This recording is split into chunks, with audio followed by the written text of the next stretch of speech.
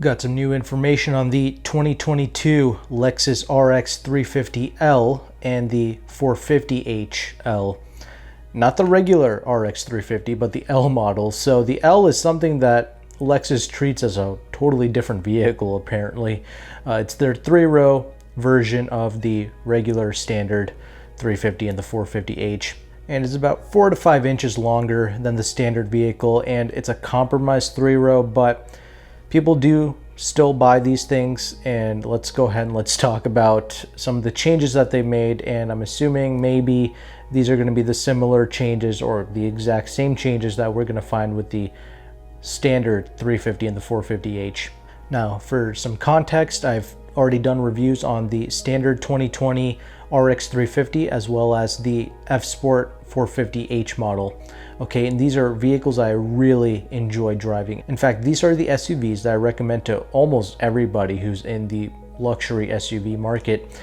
I like the price point, I like the way it drives, I like how it handles, and I really appreciate the interior actually. And many people are screaming at Lexus to redesign the interior space. I think when people refer to an interior, they're referring just to the screen, essentially, is what they're talking about. They're not talking about the fit and finish, the quality, the seats, the materials. That's not what they mean, apparently, when they say interior. They just want them to put an all-new screen in there. And they've kind of done that here with the 2022 model RX 350L and 450HL. So let's get started here. First up, they've made fog lamps as a standalone option, which, okay, whatever. But other things, they've added 2 new colors, Cloudburst Gray and Iridium. So if you're looking forward to that, well, there you go, you got 2 new colors. And speaking of screens, they are going to give you, for the first time ever, a touchscreen, okay? An 8-inch touchscreen is going to be standard, but a 12.3-inch touchscreen will be available with Apple CarPlay and Android Auto, as well as Alexa integration. So there you go, they have technically upgraded the interior, as most people like to say. But no, in all honesty, the regular interior does stay the same. They haven't really redesigned it, but they have given you a new screen, similar to what the new IS and the NX have gotten.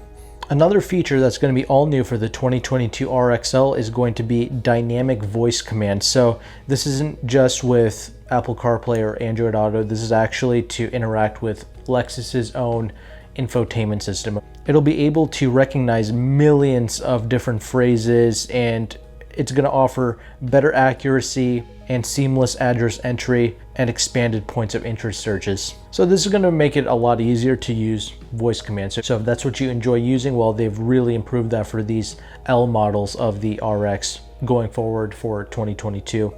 Other things that I'm excited about that they've changed, it's the driving dynamics. So as I said already, the 2020 RX models I tried out, I really appreciate how it drives. And I actually had a conversation with a viewer talking about how it kind of rides and the way it handles. And really the best way I can describe it is it actually handles exceptionally well for what it is.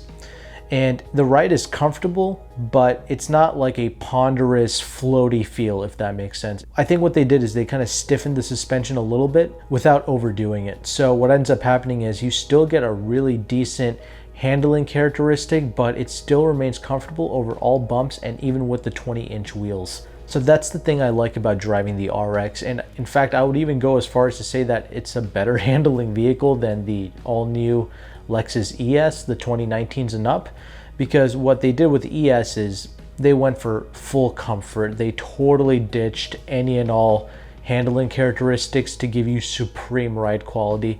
And because of that, the handling just isn't the best on the ES, but for the type of vehicle that the ES is, I don't really mind it. But the RX does a better job of blending both attributes of handling and ride comfort together. So moving on, let's talk about the changes that they made to this new L model. The front and rear stabilizer bars are hollow to reduce weight, but they are thicker in diameter, and they offer reinforced bushings to reduce body roll and improve steering response. The shock absorbers are designed to work with the stiffer roll bars, and they also offer upgraded dampers, which offer a new friction control device to help control high frequency vibrations for a smoother ride. Additionally, they also stiffened the suspension design so it reduces noise and vibration from the road. And when you're in the twisties, the active corner braking will prevent understeer by braking the inner tire and provides more stability for vehicle handling. Now, other important attributes, the Lexus Safety System Plus 2.0 is now standard. So you get a lot of standard safety features. So that includes things like blind spot monitoring, rear cross traffic alert, and many more. Some of the things that they've specifically mentioned that they are offering as standard is bicyclist detection and low light pedestrian detection, along with road sign assist. The bicyclist detection is something that they're incorporating with their pre-collision system, PCS. So Lexus has certainly got you covered here with safety features. I'll put up the little blurb so you can read up on it. Is the L model worth it? The length of the vehicle is increased by 4 to 5 inches, but it doesn't go to the wheelbase. So I don't really think it's going to help with the ride quality much. What you're going to end up getting is slightly more cargo space, because most people, the way they use that thing is, the third row is so compromised, it's just not really worth putting humans back there. So it's just best to fold them down and to use it for the extra cargo. But I personally think the regular RX 350 offers plenty of cargo space, so that's not really an issue. The other thing to keep in mind is I think the RX is due for a refresh. So we saw the new NX get released. I think the new RX is going to be redesigned for 2023 as well, so something to keep in mind there. If you're going to take advantage of this vehicle, I think leasing is definitely the way to go and get as many discounts as possible. So if you are going to purchase this current generation of the RX, I think getting a standard 350 with all-wheel drive is the way to go. I personally think the F Sport is not really worth it. It doesn't really transform the driving experience. It doesn't even aid in the handling, honestly. So there's not really a huge benefit of getting the F Sport unless you just like the way it looks. And again, the L models don't come with F Sport, I don't think. The other thing is, if you're going to pay up for anything, pay up for the all-wheel drive. Definitely pay for that. If you want the L, it's like a $3,000 premium over the standard 350 or the 450. So again, up to you if that extra bit of cargo space, or if you're actually going to put children back there, up to you if you're going to make use of that. But again, that's a $3,000 delta. If you're going to spend the money, either splurge on the 450 model or all-wheel drive. I mean, all-wheel drive is a must no matter which RX you get, or else what's the point of even getting this thing, right? And as far as options goes, make sure you get the ML audio. That's a must. One thing I did notice though is with the L models, I think the premium package or the luxury package, whatever it's called, it's like $6,000. But I think within that package, it includes the Mark Levinson, which is to me the most important option to get in a Lexus, because it's like one of the best sounding audio systems out there. I think when you pay up the $6,000, you will get the ML audio bundled in there, as well as the navigation. So that kind of puts you around the $58K range, and that's around what I was looking into with the regular RX 350 all-wheel drive models as well.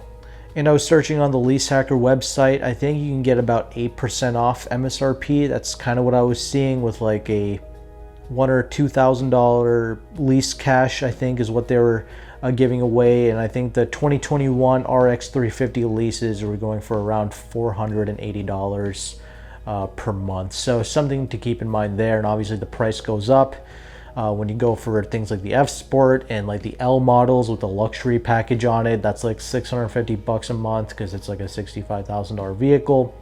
So again, more reasons as to why I just recommend going with a regular RX 350 with the all-wheel drive. But if some of these changes that you see in the 2022 L models excite you, well, you might want to wait for that, and let's just wait and see what they're going to offer with the standard 350 and the 450 models. I'm assuming that the 2022 model years are going to get the same exact changes that you saw with the L model here. And this is probably going to be like one of the last few model years, the 2021, the 2022 for this current generation of the RX. So we have no idea what the next one is going to be like. They're talking about like potentially making a TX, a Lexus TX, which is going to be a proper, you know, 3-row SUV to compete with things like the MDX and the Infiniti QX60. So we'll see what the future entails, but that about sums up this video and all the changes. So thanks again for watching, take care, and goodbye.